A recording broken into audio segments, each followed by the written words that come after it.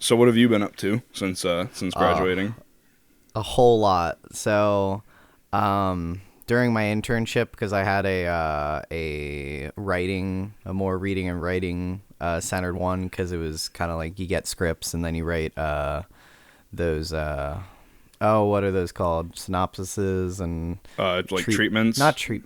Yeah, they were like treatments, but it was like we were taking notes on them and stuff, and just kind of like being like, is this something worth pursuing, kind of thing. Okay. So I read a ton of scripts, and I was like kind of burnt out from reading and writing and everything. So I kind of was like, I need to shift gears here. So I started working part-time as a promo assistant at a radio station. That's really cool. Yeah, so You want to give a quick plug to the station, or you'd rather not say?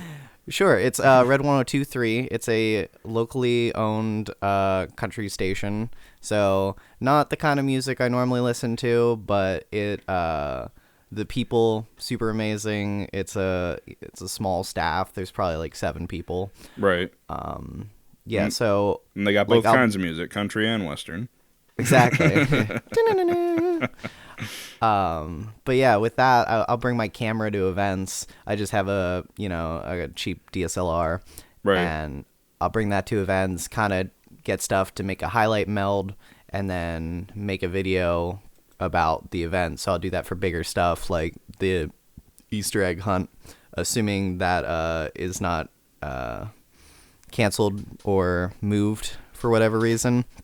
That'll be taking place the Saturday, so the day before Easter, and then so I'll like make a highlight video for that. But I've been doing that since I'd say March. It's been about a year that I've been doing that. It's just part-time, so that's part of the struggle. I've also been freelancing for the Pennsylvania Cable Network, so that's been interesting because I got hired as like a field video person, so like going to like sporting events, like the PIAA had the swimming and diving, any kind of state championships or budget hearings, anything that PCN covers, I could potentially get asked to go and be one of the people that films that.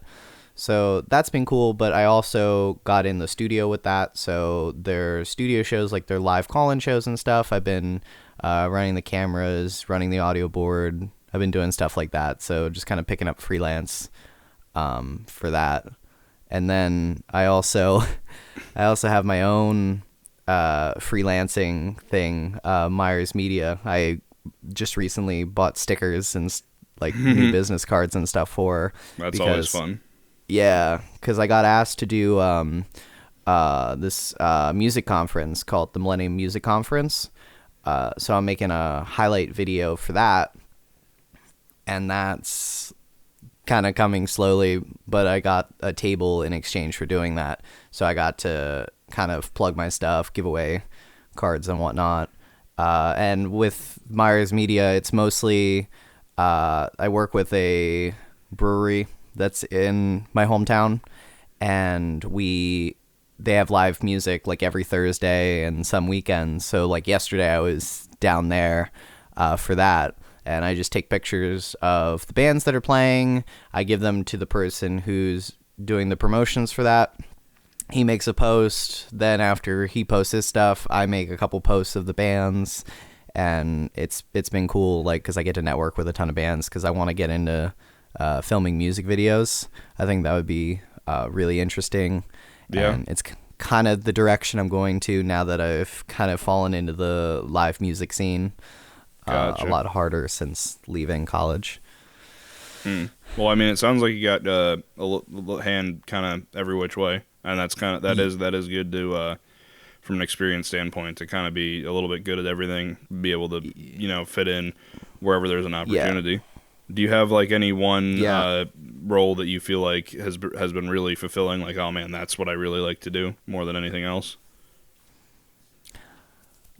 I really enjoyed the editing aspects of things. Like, it's kind of one of those things where I love being able to like either salvage the footage or kind of create that package, because when I'm at these events, filming stuff, I don't really know the direction of it. I can kind of be like, ooh, I like this one shot I did. I like this pan. I like this, Right. capturing this moment. And I'm like, I know which things I want to incorporate. But then being able to put it into a meld, I think that's really fun. I also have been kind of dabbling more in keyframe animation, and I wish I had more time to like just do like, fun little sketch videos kind of tying back to college. And I'm like, that's stuff I'm missing. But yeah, I just wish I had more time to like sit in front of my desktop and do the editing, just because with being spread so thin between like three things I know I have going on, and then anything that's a surprise, I definitely don't have as much free time as I wish I did. It feels like a full-time job would be less, time consuming right now. Yeah, no, it is definitely it is a struggle. I feel like, but it is like, especially freelancing as a whole is always kind of a logistical nightmare. Wondering, like where the next paycheck is going to come from, and is it going to sustain me to the next thing? But I think that having the full-time position does kind of also have its drawbacks. Like, I mean, just from my perspective, sometimes it is a little hard to sit down in an editing bay by myself at 9 o'clock in the morning and work till like 5 or 6 o'clock at night, and then go home and try and find the energy to work on a passion project like this or a short film or something like that. So I think that like the burnout is kind of inherent no matter what you're going through, but it is, I think it's always, it kind of makes that payoff even more worth it when you're like, oh man, I got this done in spite of everything else that was going on, Right. Yeah, exactly. So, and that's kind of why I've tried to make part of my freelancing a passion project thing. Like, and it's tried to be more oriented towards my interests. So I'm like, oh, if I'm like obligated by this like band or by this company to be doing this thing that I know I enjoy, I'm forced to do it. At least in my brain, I'm hoping it becomes rationalized as, okay, I'm like doing something, I want, this can be my passion project, but also like something I need to like eat. Right. Yeah. And I mean, like it leads to other things as well. Like there's a project that I don't want to name names, but there was a project I was working on for a client just to kind of make ends meet. And my heart just was not in it at all. I could care less. It was just to pay the bills and nothing else. And then I had been working on it for a while, and then this other opportunity came along, and I was really interested in it. And I was like, oh, but I mean, what are the chances that they'll hire me for that? And through emailing the people for the gig that I actually really wanted, they were like, oh yeah, we looked at your Vimeo and saw that you're involved with this one project. We and it was the one that I hated, but they were like, oh, we really like that. That's something that we enjoy. And I was like, oh well, you never know. I wish I could name names, but I'd rather keep it kind of vague, just as to not offend anybody. No. But I'll tell you when we're not recording. But I understand. It's freelancing. Okay. Yeah, it's just It is a logistical nightmare, but it does have moments like that where it pays off. Do you have any so we talked about stuff that you like really enjoy doing from that world? Is there any has there been an experience that just turned out to be like a complete and total like shit show that you were like, oh man, there's no way this is gonna go well, and then you somehow managed to salvage it at the last minute? Oh, one that I had to salvage. I have or just one that, or maybe even just one that didn't go as bad as you thought it was going to go. So yeah, while scouring the interwebs for freelance like editing gigs, I found a sports editing one where it was like this guy who was like a football coach, and he would record talks, and then you had to like match it to the play and like make this this whole like thing so that he could break down by chapter, and then he would sell it. Right. And I don't know much about football at all. So one, I have no idea what I'm doing, and when I would kind of like reach out to him and be like, hey, I don't really know what I'm doing. I don't think I'm qualified for this. He's like, oh no, like, you just need more. And he would like email me like a Dropbox of like 3 more things. And I'm like, no. I haven't sent you one back yet. Like, this isn't working. And at one point he just messaged me back, and he's like, I found someone. He was like, stop working. I found someone else. You missed out on like $1,500 or like whatever. And I was like, dude, like, I didn't know what I was doing, and you weren't helping me. Yeah. But it's been interesting because like I always feel like when I leave an event, I always worry that I don't have enough footage or my footage isn't good enough because like I don't have a Steadicam rig or anything, so I'm just going handheld for a lot of it. Yeah. And I am always overshooting. I'm always getting, more better pictures to than I have need. too I'm much getting than too little. Yeah, exactly. And then you have like, 20 gigs of video, and I'm like, oh, it becomes a problem of now I'm meshing it down. Mm-hmm. Like I realized that like I thought I wasn't doing a lot this past year, but I recently applied for a full-time job somewhere, and they were like, oh, can we see like an updated demo reel? And I was like, 2018's not updated? So I hastily threw together a compilation of stuff I did in the past year, and it kind of felt good to be like, I can't actually include everything I did, but it was literally just, I was going off instinct. I was like, this feels right. Like I picked the song and I was like, this feels right. And I was just click, just like cut, and just kind of threw something together in a couple hours. And I'm like, like why, Yeah, and no, just, I've been there, done that. Yeah. It's one of those things where I'm like, I need to keep up on other projects. Like I have a hard time multitasking, so it gets a little jumbled. But yeah, so I think next time around I'll be a little more prepared for when I need to update that. At least I had like a folder of like finished work. Exactly. So I could just pull from that instead of like, okay, which file is this in? Like, so, but. That's the one thing I'm always paranoid about is that is always making sure that like anything I work on, I always have like a final, like a final video file version of it. I know some people like to save like all the raw footage, but I don't really bother with that. Mm-hmm. But it's like you said, we keep every time. Well, not every time, but I keep on touching on this point whenever I have someone who has a freelance experience on the show. But it is kind of just a game where nothing is ever going to go 100% right, no matter how many times you do it. So it's just a matter of taking the areas where you did fuck up and using that as your learning experience into the next gig. Yeah, actually, recently I had a kind of embarrassing mistake. Oh boy! So I was doing mic checks for. We were gonna do this for the radio station. We were doing this kind of late night style video. Like the guy like on the street with the microphone, and he's running around like asking, semi obvious questions and trying to get an answer. Yeah. And then you would give like a prize if people, gave the answer. So we were going to do that. So we were in the studio, and, it's all my equipment that I use for that stuff. So, like, I'm literally reinvesting everything I make, it feels like. So I have, just a little Sennheiser microphone that has it's one that you can use a AA battery for the phantom power. It's built in. So I was using that because I don't have a Tascam at the moment, so okay. I have that, and then I have an adapter to hook it right up to my camera. So I never have like audio backups, which is kind of scary. Yeah.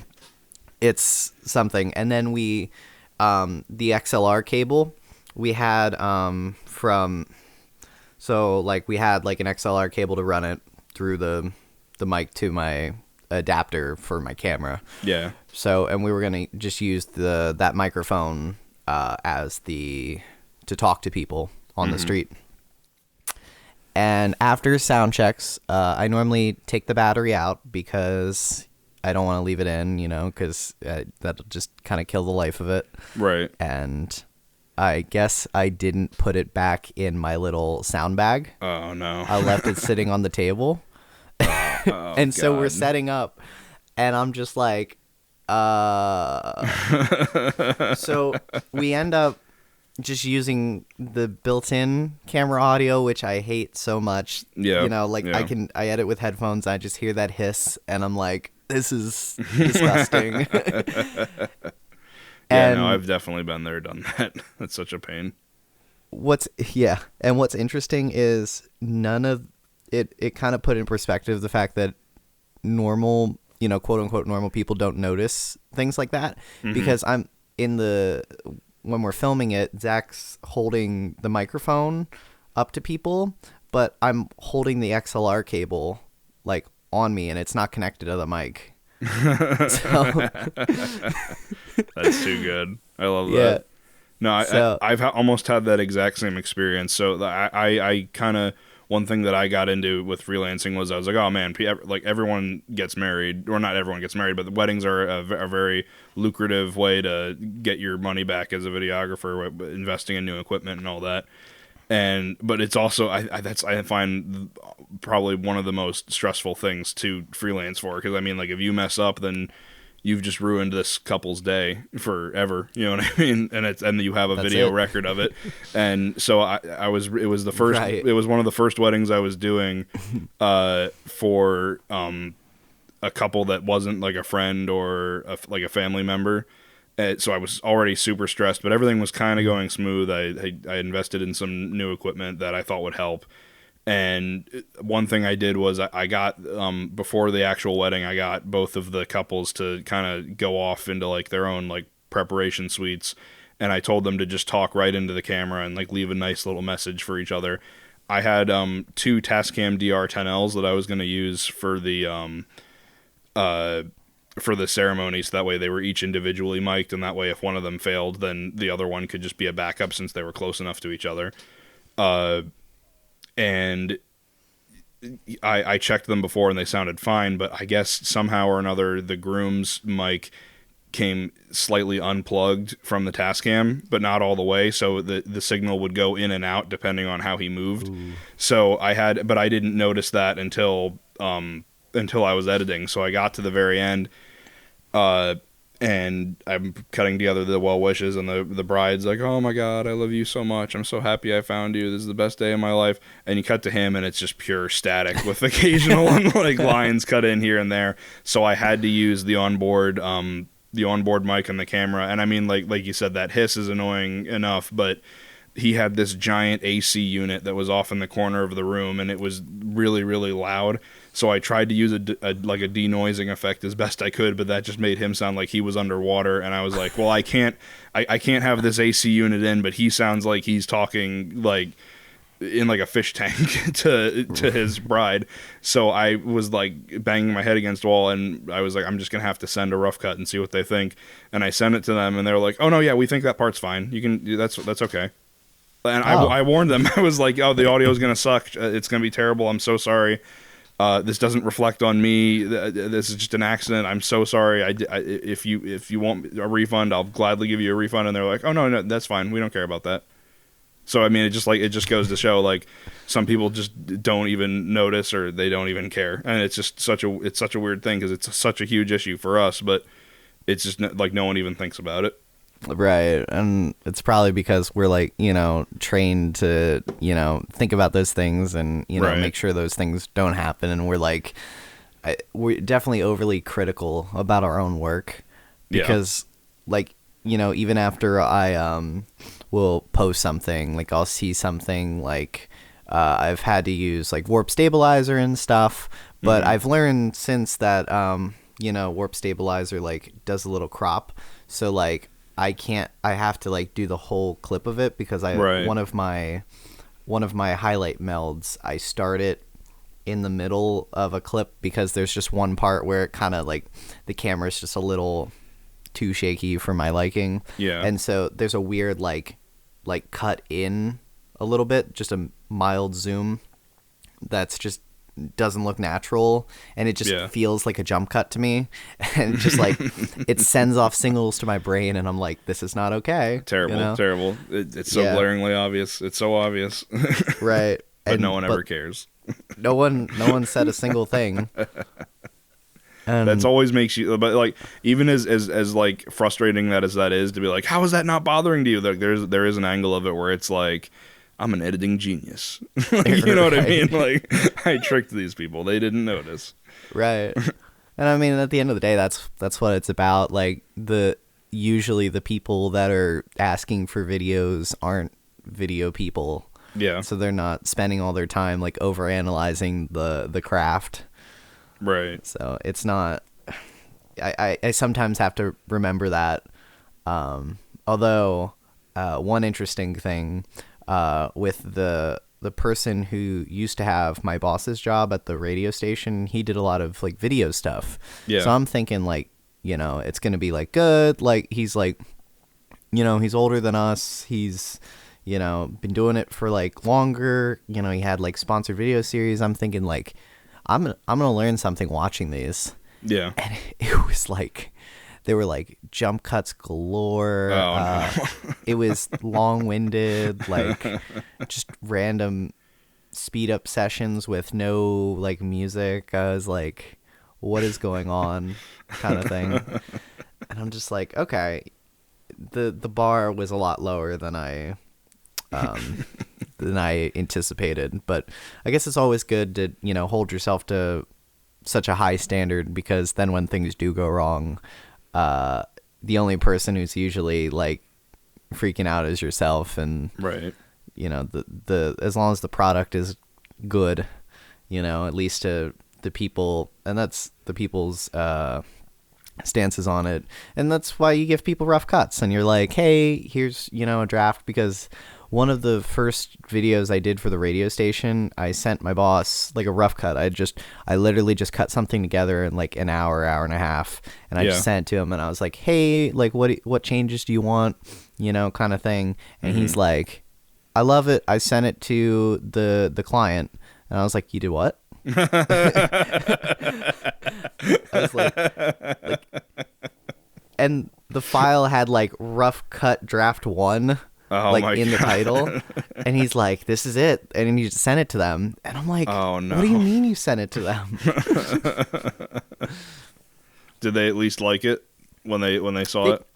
They did, but that's the only time I've ever done something for them, because I was just like, well, I did that client once, so yeah, because it's one of those ones where they had a good relationship with the radio station, because they have like every month they have an event there. Yeah. So the station's always there, and they have a good relationship. So I think it was just, I think it was more like a fun, like, hey, I'm the new guy kind of thing. So yeah. But that's what's interesting about stuff like that, is I wasn't hired to like do video work. I was just hired to be like an event, like, just stand at the table and give stuff away, talk to people. But because I like, from the get-go, I was like, oh, I'll bring my camera, I'll do this, because like in my head I'm like, this is what they actually want me for, and I'll just do all this extra work for free. And then it turned out to be, they were like, hey, we can use you for photoshopping things and making like fun little videos around the office and at these events, and I got like office hours out of it, and I have a desk now, and I'm like, okay. Yeah, it just goes to show things always lead to better things if you're persistent and careful enough about who you work with. Yeah. So I guess I'm sure we could go on and on and on about all the horrors and trials and tribulations of freelancing, but yeah, it's a podcast in itself. Exactly. I guess to just end that little segment, do you have any advice for people starting out there who don't necessarily have a handle of like what they want to do and might opt into freelancing just to make ends meet? Yeah. I would say don't worry about getting like top of the line equipment. My DSLR is like a crop sensor. It's not like I want a full frame sensor. I think it would be great, but I haven't worried about that. My microphone, like I don't have a Tascam for it. My lights, I paid like $80 for. Don't be afraid to buy used equipment. Don't be afraid to buy stuff that people are saying, ugh, that's, so many years old. Don't be afraid to go buy an older lens. You can pick up old lenses and you can get like an adapter for whatever camera you have, and you can save a lot of money that way. I'd say be cost effective. You don't have I use the Adobe Suite, but you don't have to. DaVinci has a free version. There's GIMP that's a kind of like a knockoff Photoshop. There's ways to not break the bank getting into it, and then as you kind of grow your portfolio and you start to get work, then you can justify getting nicer things. But I'd say don't break the bank getting into it. Don't be afraid to do something for free or cheap, especially if it's like a friend or something, because that's the stuff that I did that kind of helped get me more work. Right. And just film too much, have too much content to edit through, because you can you'll be surprised how well you can like make something out of a bunch of footage you think is, like, why did I film all this, versus not having enough and being like, well, I have to use this clip because I have to hit a certain time limit, or this was my only take of something. Right. Those are the big things. Yeah. I'd say. I think you hit the nail right on the head. Those are very important lessons I wish that I was able to have in my head starting out. So